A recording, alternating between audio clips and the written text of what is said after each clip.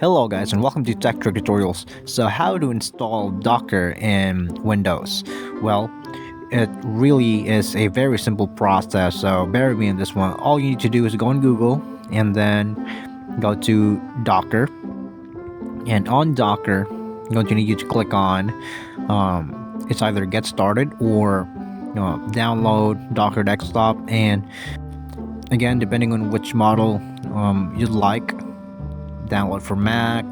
Okay, so that's how quick and easy it is. See the process starting here. It's already starting, as you can see. So yeah, and once you're done with that, it'll be on your computer. So that's how simple and easily calibrated the downloading process is. So yep, so I certainly hope that I've covered enough topic here. So thank you so much for watching Tech Trick Tutorials, and you guys have a nice day.